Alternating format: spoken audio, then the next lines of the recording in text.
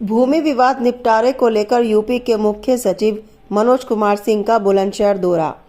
मुख्य सचिव की समीक्षा के बाद परम डेयरी व प्राधिकरण के बीच भूमि विवाद का हुआ निपटारा। 16 हेक्टेयर भूमि को लेकर परम व बुलंदशहर खुर्जा विकास प्राधिकरण के बीच चल रहा था विवाद। मुख्य सचिव ने जिला प्रशासन, एनसीआर प्लानिंग बोर्ड, बीकेडीए के अधिकारियों के साथ की बैठक। निरीक्षण और समीक्षा के बाद मुख्य सचिव मनोज सिंह ने परम डेयरी के पक्ष को सही माना। सिकंदराबाद देहात ग्राम पंचायत द्वारा नवनिर्मित बुलंद कोल्ड स्टोरेज का भी निरीक्षण करने पहुंचे मुख्य सचिव। ग्राम पंचायत द्वारा बनवाए गए कोल्ड स्टोरेज व वृद्धा आश्रम के संचालन को लेकर हुई चर्चा। मुकुंदगढ़ी में स्थित नवनिर्मित बुलंद कोल्ड स्टोरेज में पहुंचे अधिकारियों ने वृक्षारोपण भी किया। Commissioner Meerut zone Rishikesh Bhaskar Yashod, DM Shruti, SSP Dinesh Singh समेत तमाम अधिकारी मौजूद रहे। 97 में किसी और नाम से यहाँ पर पहले इस्टेब्लिश हुए, बाद में इनका नाम चेंज हुआ है। लेकिन जो पूरी कहानी है वो ये है कि 95 में सुप्रीम कोर्ट ने ऑर्डर किया कि दिल्ली से पॉल्यूटिंग इंडस्ट्रीज़ को बाहर जाना है। तो दिल्ली से पॉल्यूटिंग इंडस्ट्रीज़ बाहर आई, उनमें से एक ये इंडस्ट्री थी जो यहाँ लोकेट हुई। तो यहाँ के 16 हेक्टेयर एरिया को एनसीआर प्लानिंग बोर्ड जो था उसने ये कहा कि ये इंडस्ट्रियल यूज़ में रहेगी और इसकी 16 हेक्टेयर को as a industry earmark किया उन्होंने।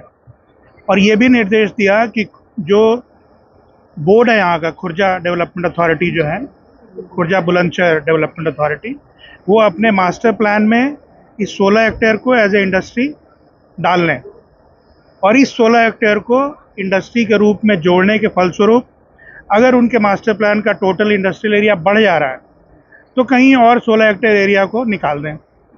ये उनका स्पष्ट निर्देश थे।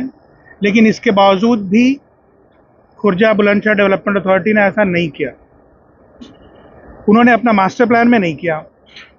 लेकिन इनकी जो ये इंडस्ट्री बनी हुई है, इसका नक्शा 97-98 में पास हुआ, फिर 2000 में भी पास हुआ था, 2-3 बार पास हुआ है, 2013 में भी पास हुआ था।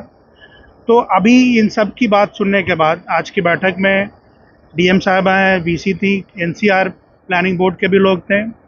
अब उनका कहना है कि हमने 60 मीटर पे ग्रीन बेल्ट कर दिया है, हाईवे से 60 मीटर पे ग्रीन बेल्ट कर दिया है। लेकिन ये सारा ग्रीन बेल्ट करना ना करना, ये सारी बातें 97-98 के बाद की हैं। तो 97-98 में जब ये 16 हेक्टेयर इंडस्ट्रियल एरिया है तो ये इंडस्ट्रियल एरिया रहेगा और इसके दाएं बाएं जहां उनको ग्रीन करना है वो ग्रीन कर सकते हैं।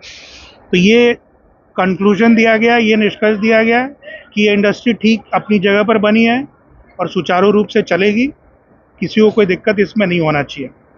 और डेवलपमेंट अथॉरिटी को अगर यहाँ पर कोई परेशानी है तो ये कुल एरिया 16 हेक्टेयर और इसके साथ जो लगा हुआ कुछ और एरिया इन्होंने 100 हेक्टेयर इंडस्ट्रियल बना रखा है, तो वो हम लोग यूपी-सीडा को ट्रांसफ़र कर सकते हैं, इंडस्ट्रियल डेवलपमेंट अथॉरिटी को, और फिर वो अपना इंडस्ट्री के रूप में चलाएंगी।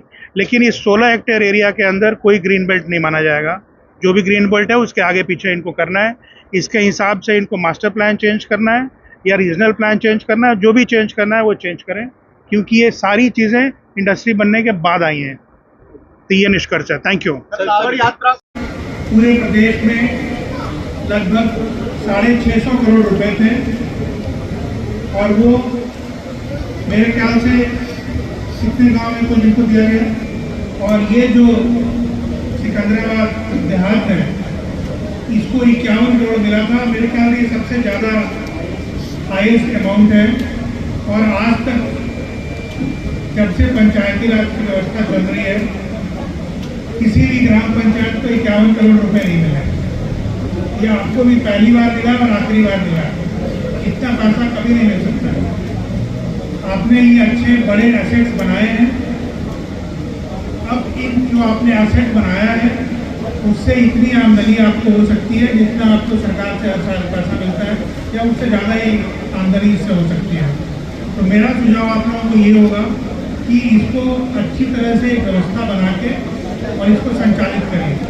इससे आमदनी होना तो एक बात है, लेकिन गांव को लोगों को फायदा हो। अगर ये आलू की खेती कर रहे हैं तो आलू रखें, फल सब्जी की खेती कर रहे हैं तो यहाँ फल सब्जी रखें।